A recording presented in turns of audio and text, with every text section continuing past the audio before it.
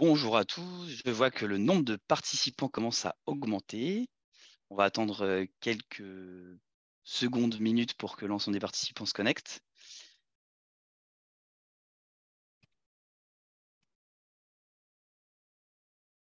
Alors, pour tous ceux qui sont connectés, déjà, premier point, je vous ai mis un message dans la partie discussion. Vous pouvez aller le lire si vous voulez. Donc, c'est premier point, ne pas hésiter à poser vos questions dans la partie Q&A de ce webinaire. Le but, c'est qu'à la fin de ce webinaire-là, on réponde à toutes les questions avec Angéline. Encore une fois, les webinaires qu'on organise avec Sealegals et surtout les miens, le but, c'est d'avoir pas de langue de bois et de répondre à un max de questions pour que ça serve au plus grand nombre. Donc ça, vraiment, on va essayer de faire une grosse partie Q&A à la fin. Donc n'hésitez pas à poser vos questions là-dessus. Et après, je vous ai mis aussi mon Calendly si vous voulez avoir plus d'infos à la fin du webinaire et l'adresse mail d'Angéline si vous voulez la contacter à la suite de ça. Du coup, le temps que je parle, ça fait 1 minute. Je propose qu'on commence et les gens se connecteront au fur et à mesure. Alors, Angéline, pour commencer, alors peut-être petite phrase d'intro quand même. Ce webinaire, c'est un webinaire qui sert où le sujet, c'est maîtriser son roadshow. Donc, le but de ça, c'est qu'on parle de la phase 1 de la levée de fonds jusqu'à arriver à la phase de la documentation et voir le non dilutif qui se trouve après. Donc, on va essayer vraiment de balayer un maximum de sujets. Ce que je propose dans l'introduction, c'est peut-être, Angéline, tu peux te présenter rapidos ton expérience, ce que tu as pu Yes. faire avant avec l'entreprise dans laquelle tu travailles aujourd'hui qui s'appelle Angel Square. Je me présenterai rapidement ensuite et après on rentre dans le vif du sujet. Ça te va? Ça roule. Bonjour à tous et merci d'être là. Donc moi, j'ai commencé initialement chez 3i Financement, dans tout ce qui est financement non dilutif. Et j'ai rejoint Angel Square il y a 6 mois. Donc, j'ai switché sur la partie du bilan. Pour faire une petite rapide présentation d'Angel Square, je reviendrai plus en détail au fur et à mesure qu'on en discutera, mais qui on est. Donc, concrètement, on est à mi-chemin entre la banque d'affaires digitalisée et le réseau d'investisseurs. Donc, on ne présente pas nos investisseurs, ils investissent en leur nom propre. On va se positionner plutôt des côtés fondateurs et les accompagner dans leur levée sur 2 axes principaux. Donc, un premier axe plutôt en amont de la levée, on va revoir avec eux justement toute leur documentation, notamment le deck et le BP dont on va parler. Et après, une seconde brique, on va les mettre en relation avec notre réseau d'investisseurs. Donc, historiquement, on était plutôt sur du pré-seed seed et donc notre réseau d'investisseurs était essentiellement de business angels, mais naturellement, au fur et à mesure d'avoir accompagné des entrepreneurs sur leur pré-seed seed, on les accompagne dorénavant sur leur série A, voire série B. Donc, maintenant, on travaille également avec des family office et des fonds VC sur globalement tout type de secteur. On est assez agnostique. Voilà pour la petite présentation. Vas-y, Très clair. Mathieu. Et donc, alors juste pour revenir un peu là-dessus, parce que c'est intéressant, du coup, toi, premièrement, tu as fait donc 3i Financement, c'est plus sur quelle partie cette expérience-là? C'est-à-dire Tu parles de quel sujet avec 3i Financement Ouais. Donc, 3i Financement, sans faire la pub en détail pour 3i, c'est un cabinet de conseil spécialisé en financement non dilutif. Donc, toutes les Ok. aides auprès de la BPI, toutes les aides également bancaires pour aider et faire effet de levier sur les levées de fonds, justement. On parlera après. Mais concrètement, donc, dès qu'il y a une levée de fonds qui est réalisée, il y a un niveau de fonds propre du coup qui est augmenté et on peut faire effet de levier auprès de la BPI pour aller chercher des subventions ou des emprunts bancaires de la Ok. dette. C'est pourquoi je pose cette question-là, parce que c'est hyper intéressant. Du coup, tu as quand même une vision assez 360 degrés, entre guillemets, entre avant, après, etc. Donc, c'est pour ça que je voulais replacer un peu le contexte. Mais du coup, Yes. merci, super clair. Alors, moi, rapidement, Mathieu, du coup, je suis chargé de développement à Seed Legals. J'accompagne des startups sur leur processus de levée de fonds. Seed Legals, pour rappel, pour que tout le monde comprenne ce qu'on fait. On est une plateforme qui vient digitaliser les opérations sur le capital, donc tout ce qui va concerner la doc juridique sur la levée de fonds, que ce soit par augmentation de capital classique ou BSR, et on va en parler juste après aussi, parce que ça fait partie un peu des sujets dont on va discuter. Et après, tout ce qui va concerner aussi l'intéressement de salariés ou advisors, qui sont généralement des sujets qui viennent après la levée. Une fois qu'on a levé, on commence à vouloir recruter. L'intéressement de salariés peut être intéressant. Donc voilà pour la présentation de Sealegals et moi-même. Les présentations faites. Je reprécise pour ceux qui sont arrivés en cours de route qu'il y a une partie Q&A, donc n'hésitez pas à poser vos questions là-dessus, on y répondra à la fin du webinaire et on rentre dans le vif du sujet. Je te propose ça, Angéline. Je crois que tu voulais Yes. nous parler dans un premier temps, toi, de la partie un peu pitch deck. C'est quoi les Ouais, tout à indispensables? fait. Mm. Je te laisse commencer là-dessus, ça peut être intéressant du coup pour tous ceux qui nous écoutent. Carrément, ouais, du coup, on va commencer à parler du DEX. Donc là, nous, les sujets des levées qu'on adresse plutôt avec aussi bien moi que Mathieu, c'est quand même plutôt des startups qui sont en amorçage, donc en pré-seed seed. Et donc, pour ça, le DEC est vraiment un indispensable. Un BP est aussi très généralement demandé par les BA, mais quand il n'y a pas ou peu de chiffre d'affaires, ça ne va pas être le plus important. Donc concrètement, le deck, c'est quoi? Enfin, tout le monde sait ce que c'est un deck. On va rentrer en détail de ce à quoi il faut être attentif.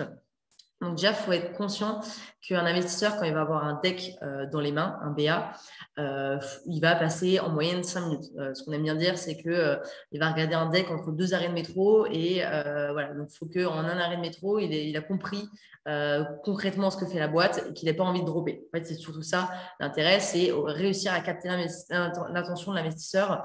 Et pour ça, il faut que ce soit clair et concis.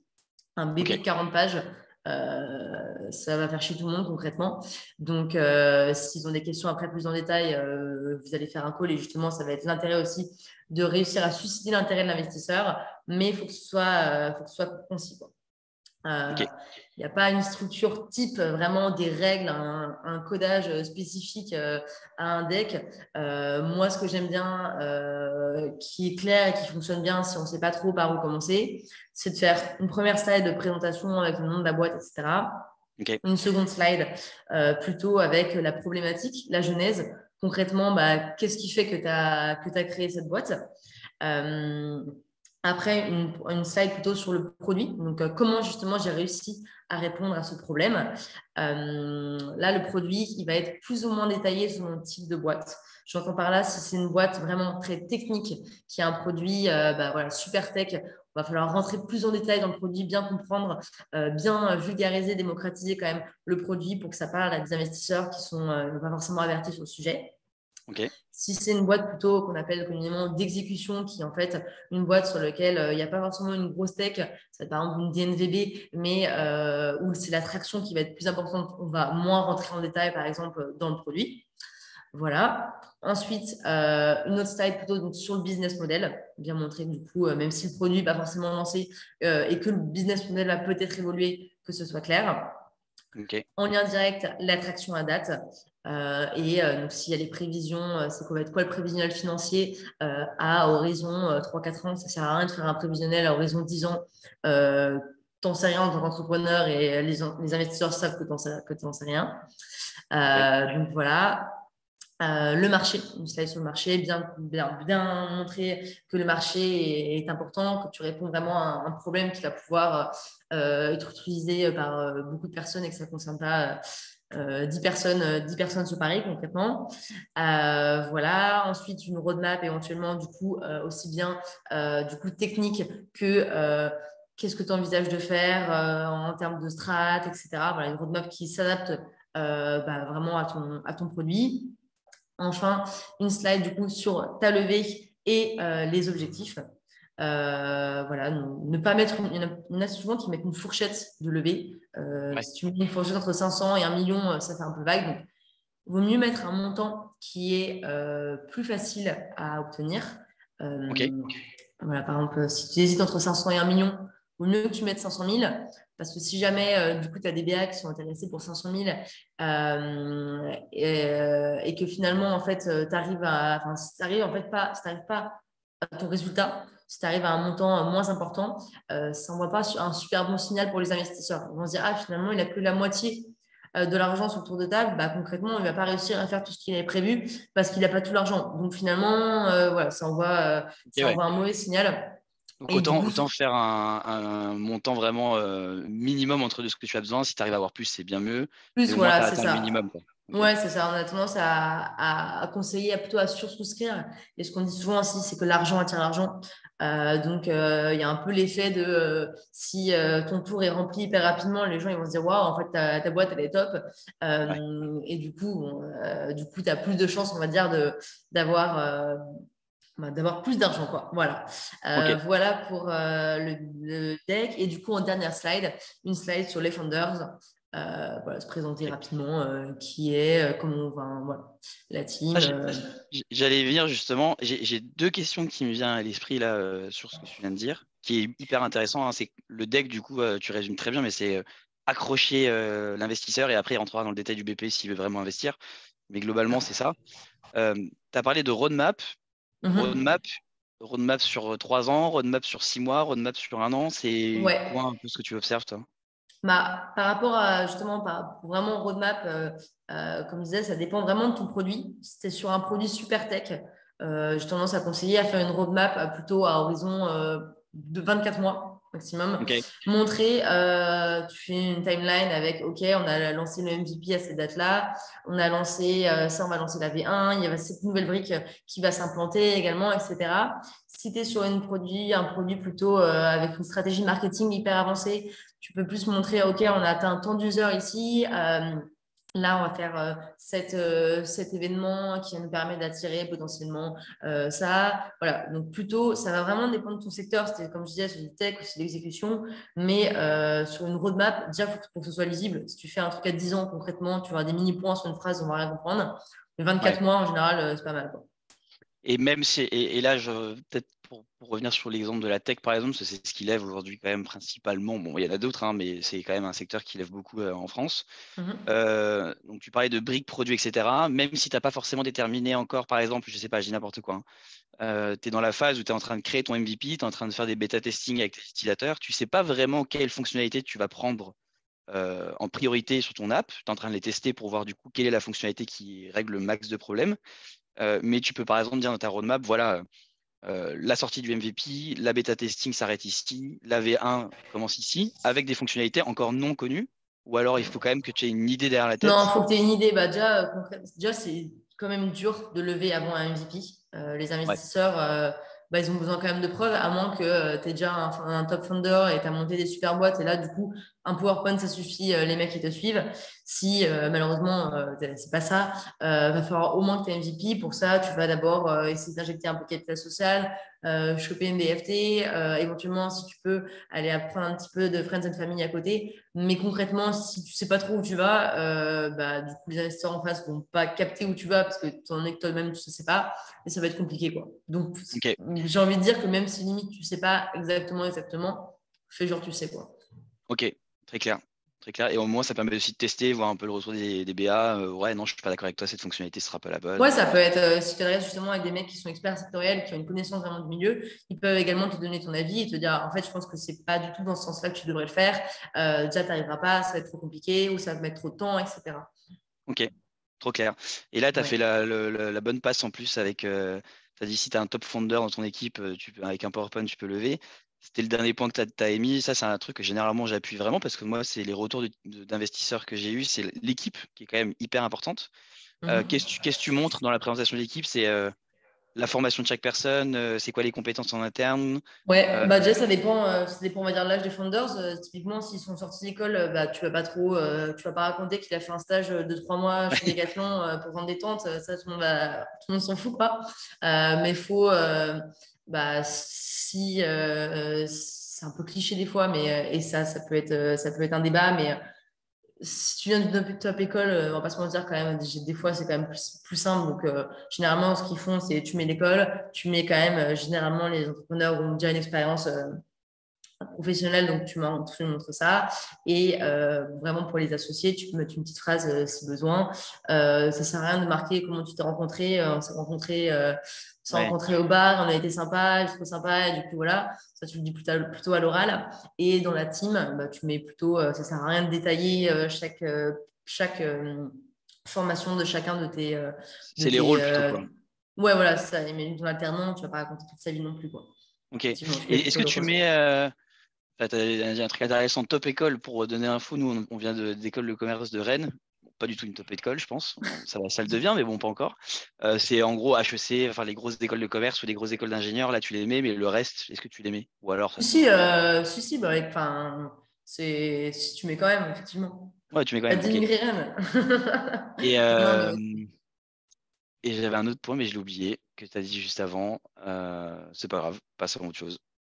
ça Ok, marche. donc très clair. Donc tout ce qui est deck par rapport à ça, ça reste plutôt clair. Donc il faut quand même être court, concis.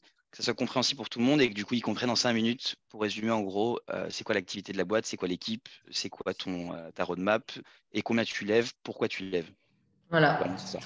Et Et alors, ça, pas besoin d'être un designer non plus, absolument.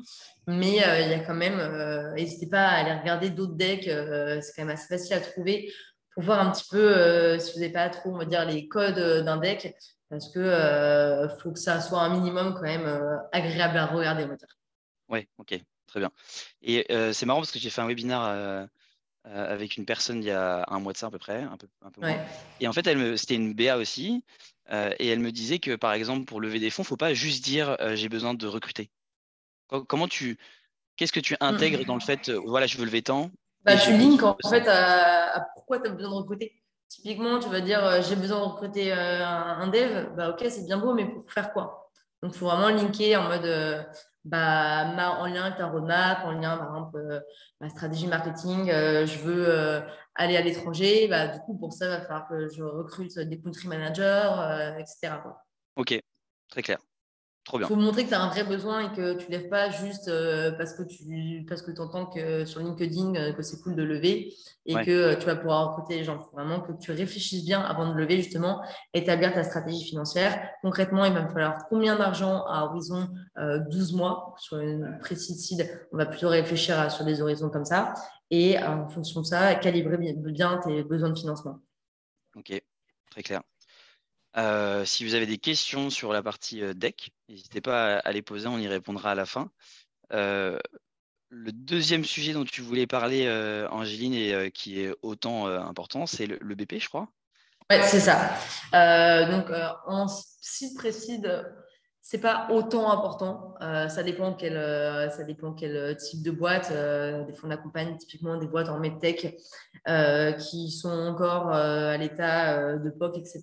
Et donc, c'est important d'avoir un business model qui est bien clair, mais dans leur cas, le BP n'est pas aussi important. Très souvent, quand même, on va demander un BP, donc il faut avoir un BP. Pas besoin d'avoir un BP avec 10 onglets, 10 onglets hyper détaillés, ce qui est, on va dire, vital. Je gère, tu ne vas pas mourir si tu n'as pas ça, mais c'est d'avoir au moins un PNL, donc, qui regroupe concrètement tes entrées d'argent, enfin, tout ce qui est chiffre d'affaires, tout ce qui est tes dépenses en direct avec ton activité, toutes tes dépenses de ton plan, enfin, dépenses de recrutement, voilà, et après du coup voir c'est quoi ton résultat net. Donc ça, c'est super Ok, important. Et en lien avec ça, et montrer une cohérence. Si tu fais pas de chiffre d'affaires aujourd'hui, potentiellement, tu vas pas faire 10 millions de chiffre d'affaires l'année prochaine. Si tu n'as pas lancé aujourd'hui et que tu prévois d'être en négatif de moins 500 000, tu vas pas avoir une rentabilité à plus, pareil, à plus 7 millions l'année prochaine. Il faut essayer vraiment de montrer une cohérence en lien avec ton business model. Certes, il y a des business models qui sont rentables et du coup, je ne dis pas qu'il ne faut pas montrer de rentabilité. Ça dépend vraiment des business models, mais il faut avoir conscience de son business model. Voilà. ok, Si tu as des compétences quand même un peu financières et que tu te débrouilles bien, ce que je trouve vraiment intéressant dans un BP, qui est quand même important d'avoir comme onglet, en plus du PNL, du coup, c'est vraiment d'avoir un onglet du coup chiffre d'affaires, modélisation du chiffre d'affaires, bien avoir conscience, et ça c'est un exercice même en tant qu'entrepreneur qui est intéressant à faire. Concrètement, si tu es, on va dire, sur un SaaS en B2B, ton chiffre d'affaires, comment tu vas acquérir tes clients? Ça va être, par exemple, OK, j'ai tant de commerciaux. Par mois, ils vont faire tant de rendez-vous. J'estime un taux de conversion de chaque rendez-vous de temps et ça va convertir comme ça. Si tu es sur une acquisition plutôt marketing, tu vas dire, OK, mon coût d'acquisition client, ça va être de ça au début. Au fur et à mesure que je suis connue, je vais avoir une acquisition organique du coup de plus en plus importante qui va me faire baisser mon coût d'acquisition. Voilà, il faut bien modéliser son chiffre d'affaires en lien direct avec bien sûr ton business model. Donc voilà, donc ok, PNL, onglet chiffre d'affaires, onglet également du coup coût, montrer que tu as une bonne, que tu maîtrises, que tu sais les coûts que tu vas avoir, les coûts en lien directement avec tes business models, ok, tes dépenses, toutes tes dépenses, tes investissements également. ne pas mélanger justement coût et investissement. Donc, investissement, ça va être par exemple, si c'est une entreprise, je sais pas, dans l'agriculture, tu vas avoir des tracteurs. Tes tracteurs, c'est des investissements parce que tu les amortis et c'est pas, tu les revends pas directement, c'est vraiment, tu les utilises toi en interne. Voilà. Un plan de recrutement, c'est pas mal. Comme tu le disais justement, c'est hyper important, tout ce qui est équipe. Donc, montrer que tu as bien connaissance de qui tu vas avoir besoin, etc. Un plan de financement, c'est pas mal. Montrer que tu as connaissance justement, que tu sais quelles aides tu vas pouvoir activer, voir un petit peu la cohérence. Si pareil, tu es une startup en tout début et que tu dis que tu as besoin de 10 millions l'année prochaine, alors que, ça, par exemple, dans la medtech ou la deep tech, tu vas avoir besoin effectivement de 10 millions peut-être, mais tu as des boîtes qui n'ont pas besoin et que ça ne va pas être réaliste parce que tu ne vas pas pouvoir lever 10 millions. Voilà, et éventuellement un plan de trésorerie également pour montrer tes entrées, tes sorties d'argent. Voilà. Pas besoin d'avoir nécessairement un onglet BFR. Si dans tout début, ça peut être un peu complexe des fois à rédiger, mais ça peut être bien. Ok. Et si jamais vous galérez trop, vous pouvez nous faire appel avec grand plaisir. Complètement, c'est le but d'Angel Square. Mais alors du coup, c'est vachement centralisé sur les chiffres quand même, le BP. Parce que j'ai souvenir, moi, d'école de commerce, on nous vend des BP, etc. Quand tu étudies ça un peu, et je pense que ça peut être flou pour certaines personnes ici aussi, BP, tu n'as pas de présentation de l'équipe, etc. C'est vraiment dans le pitch deck, ça, en fait. Tu mets que du chiffre. Concrètement, de toute façon, un BP sur Excel. Donc, tu ne peux pas trop mettre des screenshots de photos de ton équipe. C'est un peu bizarre, quoi. Ok, Donc, c'est vraiment un focus chiffre, focus dans les grandeurs, etc. Ok, très clair. Et donc, moins important ce BP-là, même si quand même ça reste quand même important, mais pour les pré-seed, c'est un peu moins important, mais dans tous les cas, ce que je disais, c'est un bon exercice en fait pour l'entrepreneur justement, parce que c'est là qu'il va se poser des questions essentielles justement sur la modélisation de son chiffre d'affaires. Comme je citais l'exemple si tu un SaaS en B2B et que tu as des commerciaux, justement, il va pouvoir se dire, OK, en fait, si je veux atteindre tant de chiffre d'affaires, finalement, je vais avoir besoin de tant de commerciaux. Les objectifs que je vais leur fixer, ça va être ça. Donc, en fait, c'est un exercice aussi stratégique pour l'entrepreneur, quoi. Ok, très clair. Super. C'est hyper clair. C'est hyper clair. J'avais peut-être une question là-dessus. Tu as appuyé sur le fait qu'il fallait adapter à chaque fois ces chiffres sur le business model de l'entreprise. Donc ça, c'est classique. Moi, je rencontre pas mal d'entrepreneurs qui me disent j'ai plusieurs business models, plusieurs types de business models possibles. J'ai pas encore choisi le meilleur. Est-ce que tu fais un BP pour chaque business model entre guillemets? Est-ce que tu modélises plusieurs types ou alors est-ce que tu en choisis un et tu te dis celui-là je le teste, je le présente à CBA là et je verrai pour le reste? Ouais, vaut mieux que tu sois un peu sûr de toi comme l'histoire des différentes fonctionnalités que tu veux développer. Parce que si tu commences à dire à un mec, alors en fait, j'hésite entre ces 3 business models, je te laisse checker les 3 BP, il va avoir la flemme. Ça, du coup, vaut mieux que tu te focus sur le business model qui te semble le plus probable. Et qu'après, à l'oral, tu argumentes finalement, ou alors que, par exemple, tu peux avoir des business models finalement qui sont complémentaires. Et du coup, tu peux avoir bien évidemment 2 sources de revenus. Tu peux avoir, par exemple, une partie abonnement et une partie de service. Si tu hésites entre les deux, etc., si c'est complémentaire et que si ça a du sens, tu peux très bien modéliser les deux dans le même BP. Ok, trop bien, très clair. Voilà. Super. Donc, encore une fois, n'hésitez pas. Si vous avez des questions sur votre BP, etc., à contacter Angéline. Il y a l'adresse mail sur le chat.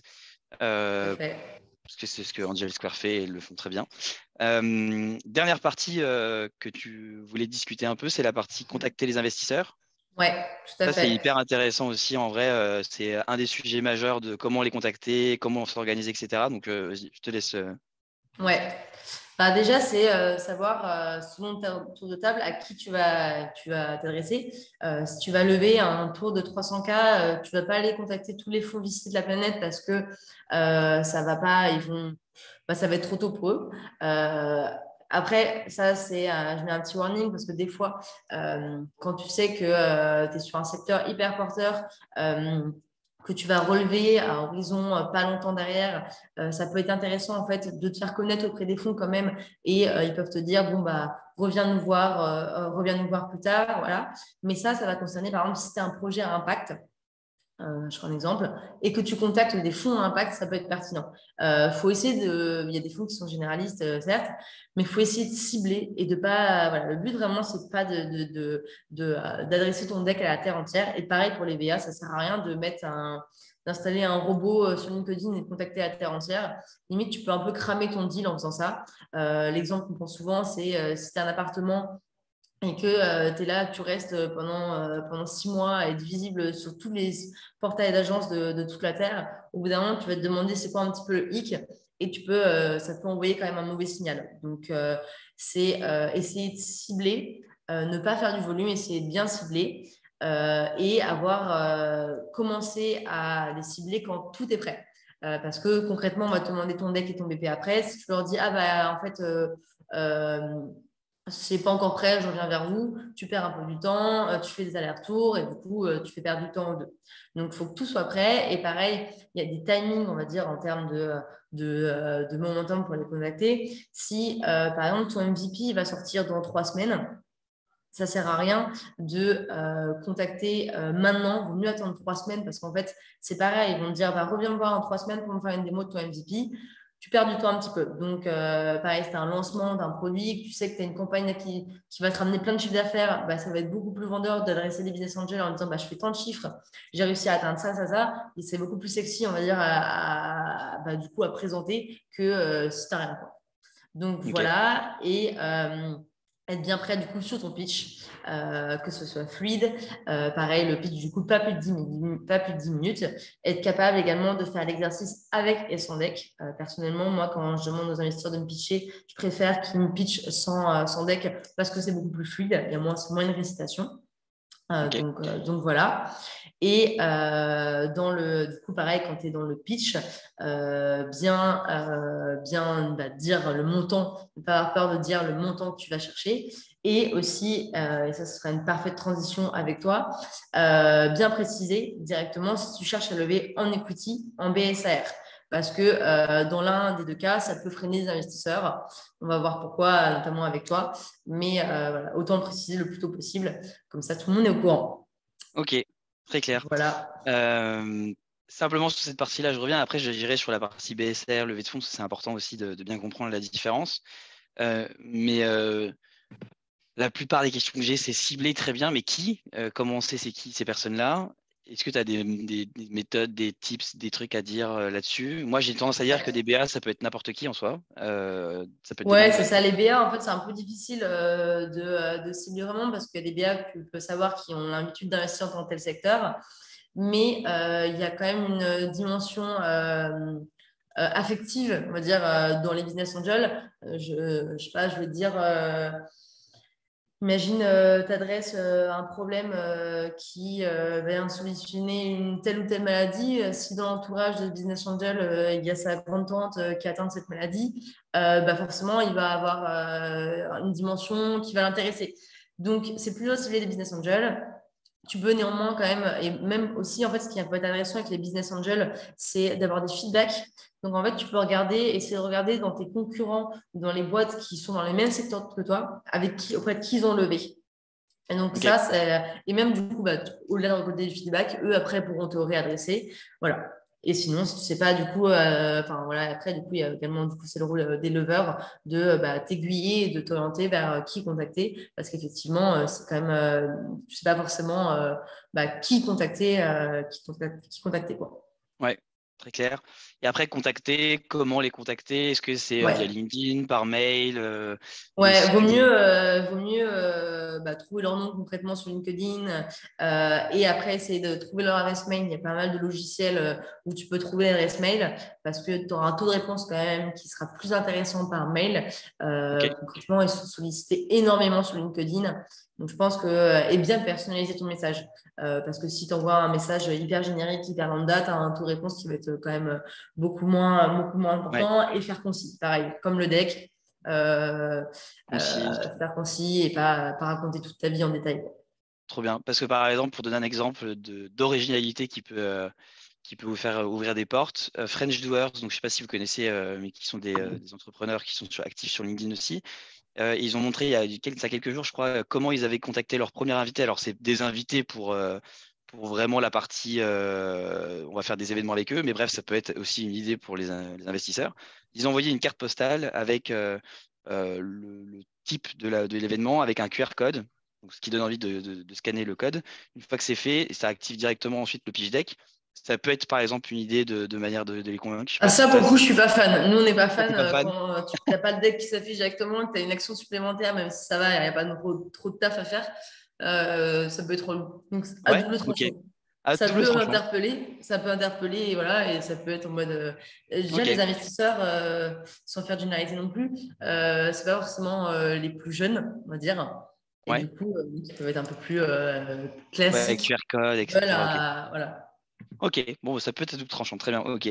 Et alors, un truc que je dis aussi, et tu vas peut-être me contredire ou pas, mais ça peut être intéressant, c'est généralement quand je leur dis, bah voilà, si vous avez contacté des VC peut-être un peu plus élevés qui vont faire de la série A, etc., et que c'est trop tôt pour ton projet, n'hésite pas à leur demander c'est quoi les KPI qu'il faut pour pouvoir les recontacter, qu'à partir de quelle métrique tu peux commencer à les recontacter, parce que derrière, ça donne à toi un objectif dans ta roadmap de savoir où est-ce que je dois aller. Ça, je sais pas si c'est un truc Ouais. que tu dis aussi, mais Ouais, carrément, mais de faire des follow-up de manière régulière, leur donner des petites news dès que, je sais pas, tu vas signer un top client, dès que tu vas signer tu vas développer un truc qui est vraiment qui product dans ta solution. Pareil, tu peux les tenir informés, c'est toujours pas mal, ok, effectivement, pour montrer que tu existes et que tu n'as pas abandonné le projet, quoi. trop bien.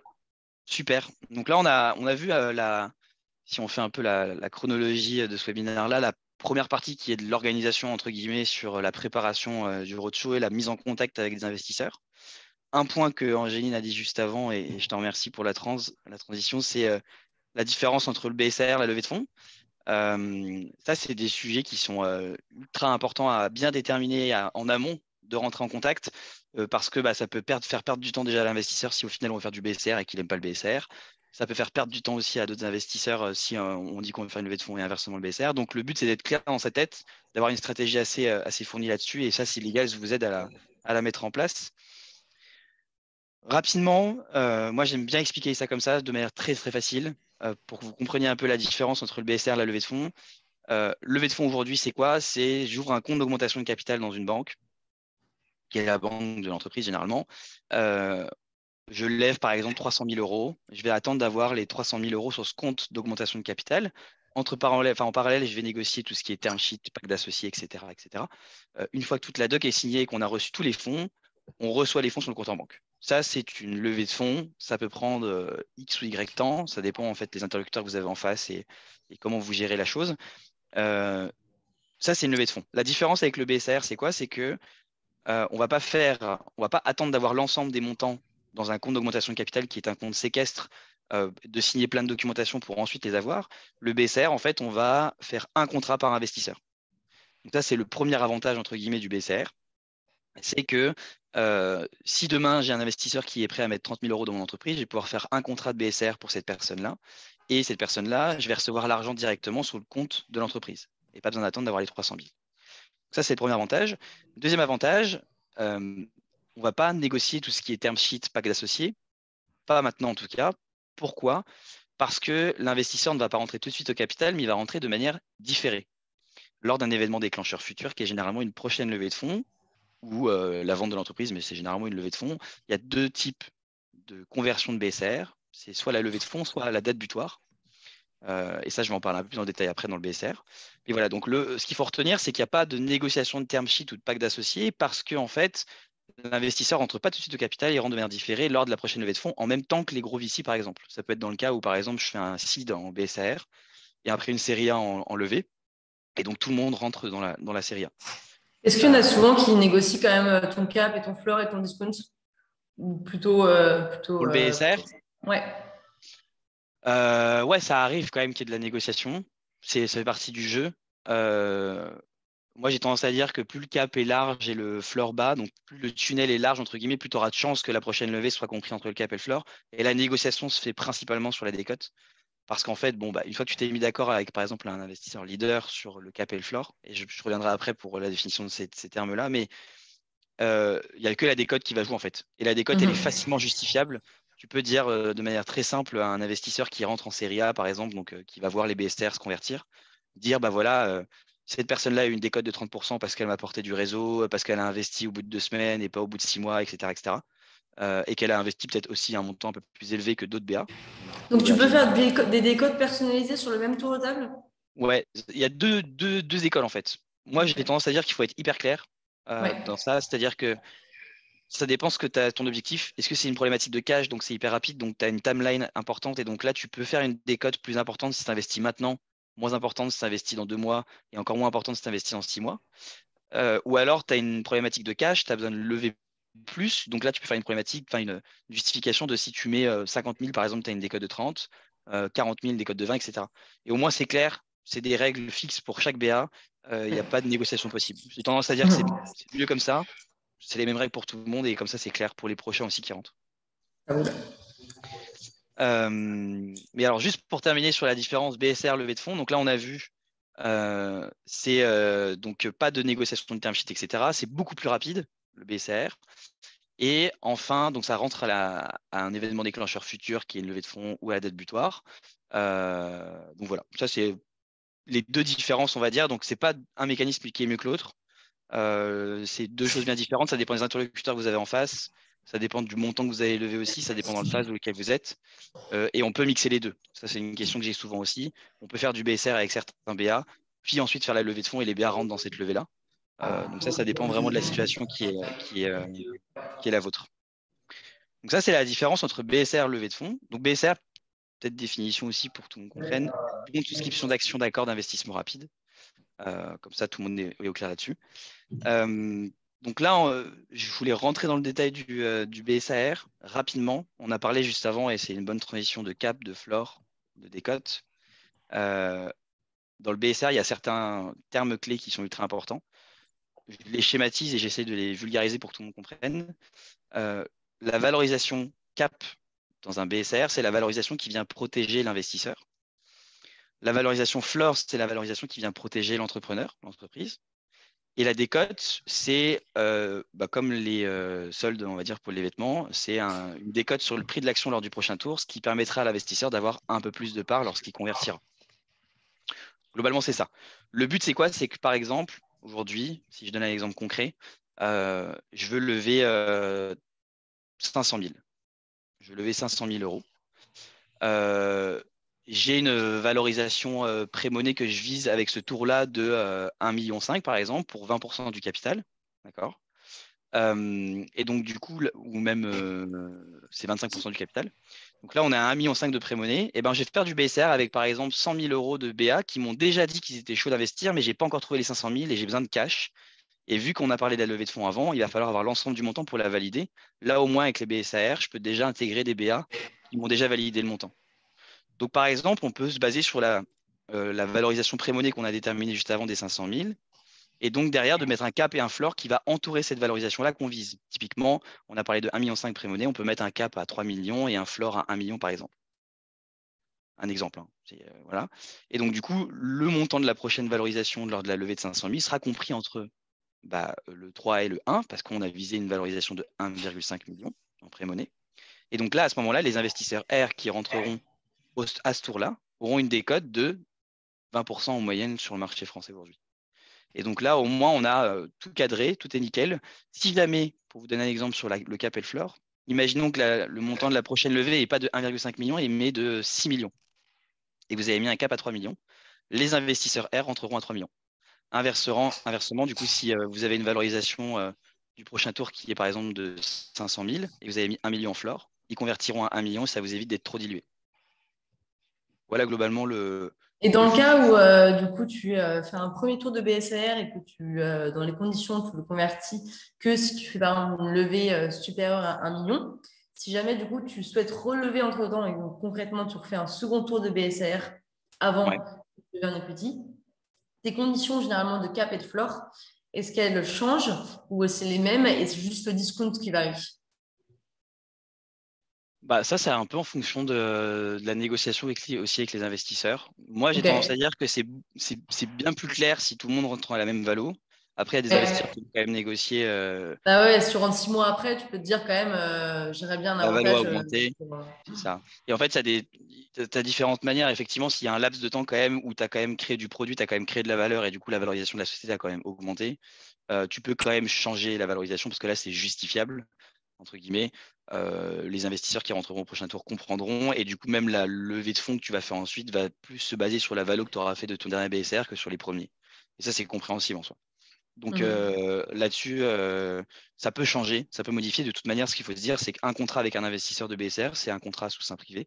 Donc personne ne doit savoir en gros ce qui a été dit dedans. Donc tu peux modifier tous les Mhm. termes, entre guillemets, de la même légalement. Après, c'est juste pour la conversion où c'est plus simple si les termes sont les mêmes. Mais effectivement, voilà, il y a deux techniques. Soit tu fais un gros truc de BSR et après, tu n'en fais plus, tu fais la levée. Soit tu fais deux phases. Et donc, s'il y a un laps de temps important et qu'il y a eu de la création de valeur quand même, la valorisation peut augmenter. Donc là, tu peux tu peux modifier les termes. Ok. Donc ça, c'est la partie BSAR. Euh, je voulais rapidement rentrer juste, mais alors ça, c'est vraiment pur et dur. Je ne vais pas rentrer dans le détail du juridique, mais simplement pour vous donner un ordre d'idée et la comparaison avec la levée de fonds. Le BSAR, aujourd'hui, c'est 4 documents à faire signer. 2 documents à faire signer par le CEO et les associés et 2 documents à faire signer par l'investisseur. En moyenne, c'est si l'investisseur est actif et qu'il signe la documentation et si légal se permet de digitaliser le process, donc c'est le principe même. Sur site légal, c'est à peu près 10 jours pour recevoir le fonds de l'investisseur. Donc c'est extrêmement rapide, d'où le nom accord d'investissement rapide. Contrairement à une levée de fonds, où là, sur une levée de fonds, vous allez avoir beaucoup plus de documentation à la fois à négocier, mais à la fois à signer aussi. Vous avez la lettre d'intention, le pacte d'associés, le rapport du président, la décision des associés, les buts d'instruction, la modification des statuts, la décision des présidents. Bref, pas mal d'étapes. On a à peu près 8-9 étapes de documents à signer, à négocier. Donc c'est plus long. Ça à prendre en compte. Après, Euh, du coup, effectivement, peut-être parler aussi de euh, pourquoi tous les tours ne se font pas en BSAR, parce qu'effectivement, présenté comme ça, enfin, tout le monde voudrait, beaucoup en fait veulent faire du BSAR, et c'est super, effectivement, parce que comme l'a dit Mathieu, c'est super rapide et c'est trop bien. Et en fait, c'est surtout à l'avantage finalement de l'entrepreneur, parce que ça permet de décaisser des fonds plus vite. Certains investisseurs, ça les intéresse bien également, mais pourquoi des fois on entend ah c'est pas bien une levée en BSR, c'est pas adapté à tout le monde. C'est qu'en fait il y a des logiques fiscales des fois, des fois il y a des logiques fiscales derrière le BSR avec des logiques de réemploi plus-value qui peuvent bloquer en fait certains investisseurs. Donc ouais, c'est la raison pourquoi des fois il y en a qui préfèrent faire de l'equity. Des fois il y a des tours qui font un mix equity et BSR. Mais voilà, généralement, il y en a qui nous demandent c'est quoi, pourquoi concrètement on ne fait pas tous nos tours en BSR dans ce cas-là. C'est que pour certains investisseurs, des fois, ça ne les arrange pas. c'est le premier désavantage du BSR, c'est la fiscalité. Ça, je suis entièrement d'accord. Euh, les arguments aussi qu'on a tendance à donner aussi, c'est que si jamais ça sert à l'entrepreneur, ça servira à l'investisseur à terme, parce que s'il peut itérer plus rapidement, etc., il pourra lever plus rapidement ensuite, donc la valeur va augmenter aussi. Et donc à terme, lui, il gagnera. Ça peut être des arguments qu'on peut lancer vers l'investisseur, mais effectivement, il n'y a pas ce côté-là de fiscalité et ça peut gêner certains investisseurs qui sont peut-être un peu moins pros, qui font pas ça de manière professionnelle, ou même certains sont de manière professionnelle, mais ils veulent cette défiscalisation. Voilà, ça c'est le désavantage du BSR complet. Je suis d'accord. Donc voilà, au moins vous avez les deux, BSR, levée de fonds. Euh, je voulais terminer rapidement sur la partie non dilutif, qui peut être intéressante, enfin qui est même très très intéressante, surtout sur la partie une fois qu'on a levé, et ce que tu disais un peu en intro sur le troisième financement, c'est qu'on peut faire des effets de levier avec la BPI, des subventions, etc. Ça, je veux bien, à la limite, rapidement, hein, parce que c'est pas le but non plus du call, Ouais. mais en dis deux, trois mots. Oui, bien sûr. Concrètement, c'est quoi, on va dire un petit peu la timeline des aides non dilutives à laquelle une startup peut prétendre. Donc, classiquement, une boîte va injecter du capital social ou du compte associé, mais généralement, il y a au moins un petit peu de capital social. Elle peut, en parallèle, aller choper des prêts d'honneur, donc par exemple auprès de Réseau Entreprendre, auprès de Wilco, des choses comme ça. C'est quoi un prêt d'honneur concrètement?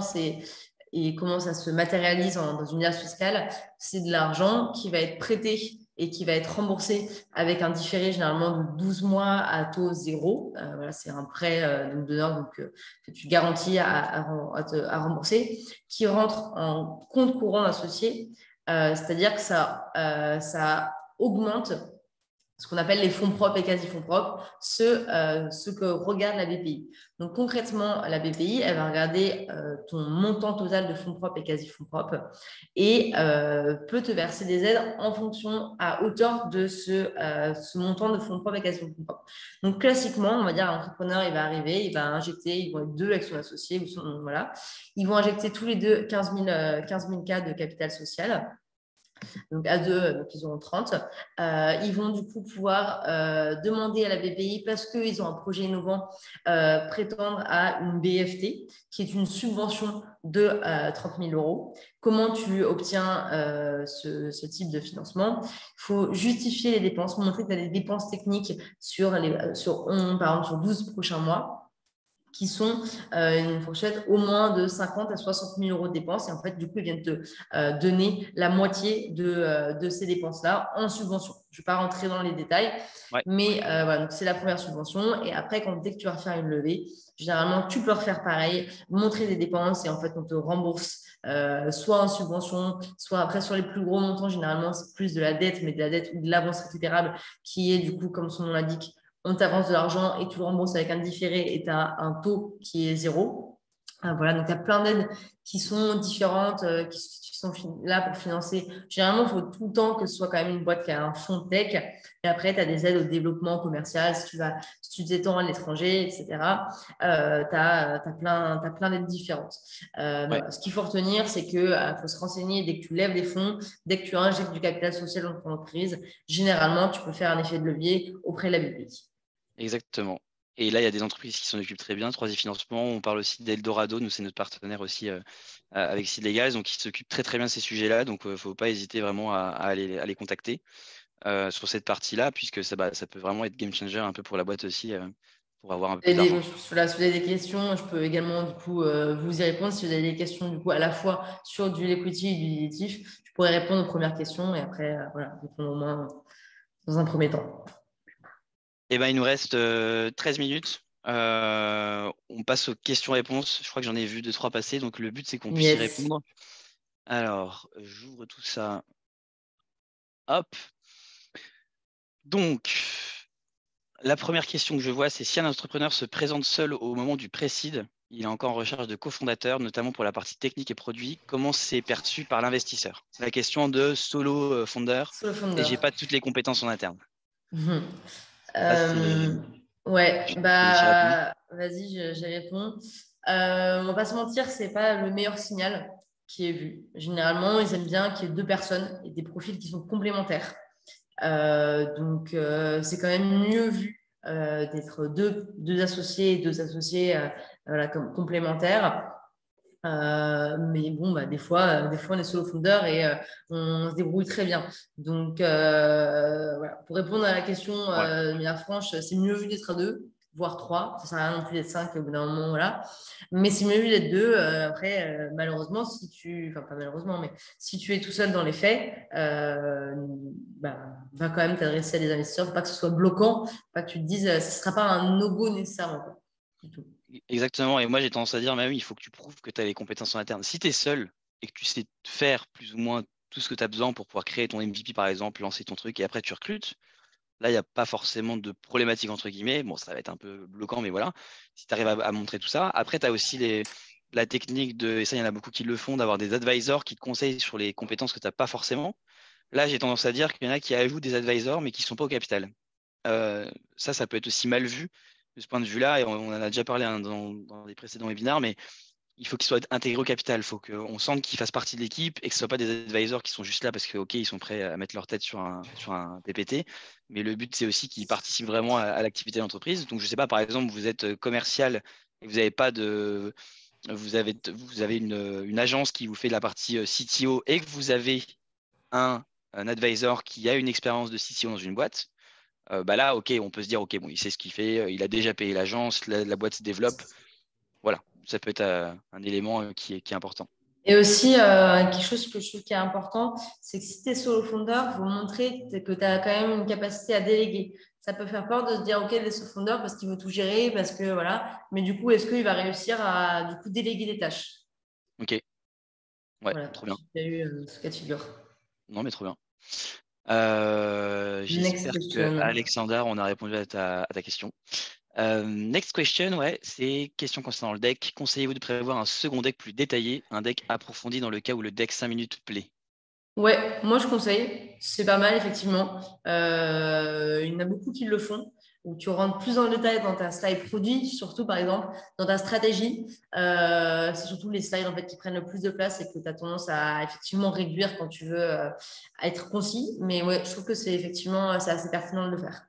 Ok, ouais, c'est une étape avant le BP même. C'est au pitch deck un premier temps hyper simple.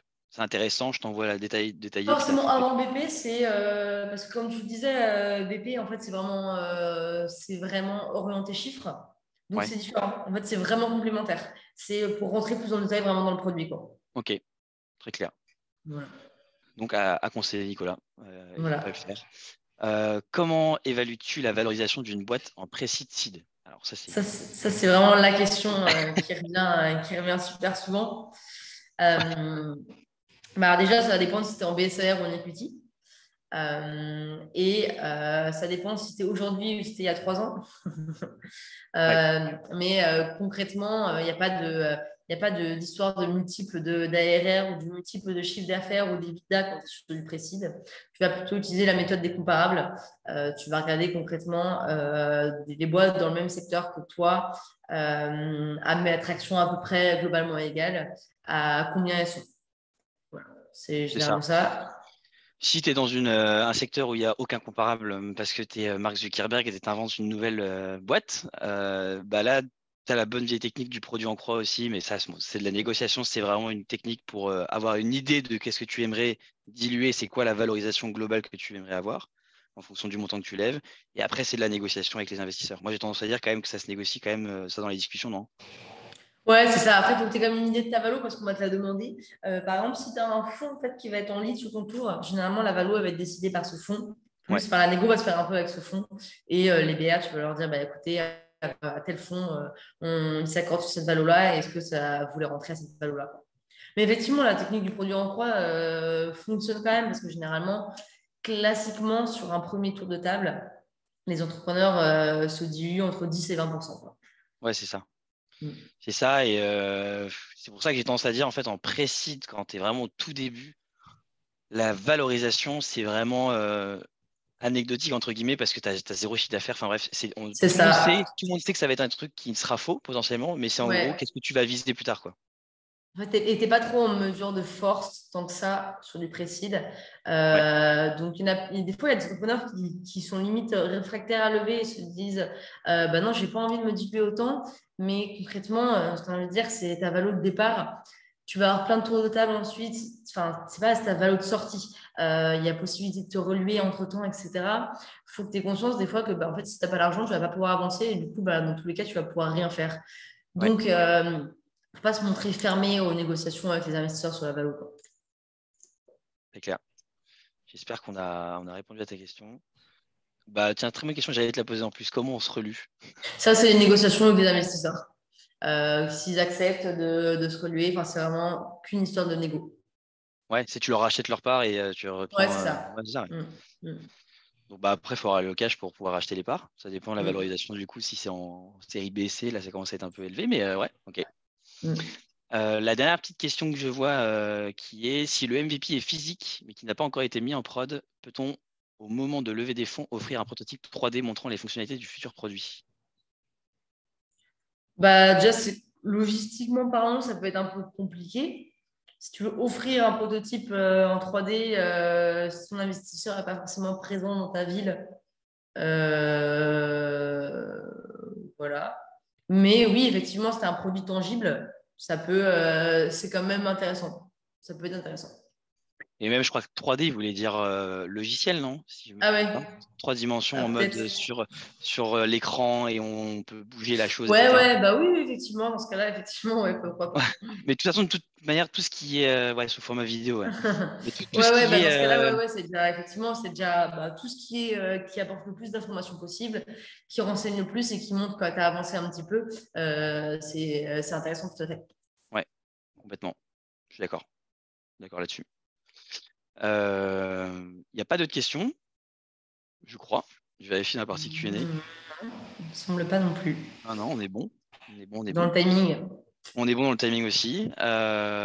Écoutez, c'était un plaisir de faire ce webinaire. Merci Angéline d'avoir participé à ça. Avec plaisir, Mathieu. Encore une fois, vous avez normalement au tout début dans le mail, dans le message que j'ai envoyé, vous Ouais, pouvez me on contacter peut vous sur la remettre là, LinkedIn. sinon, hop. Ouais, Angéline, tu peux noter ton adresse mail. Moi, je vais remettre mon lien.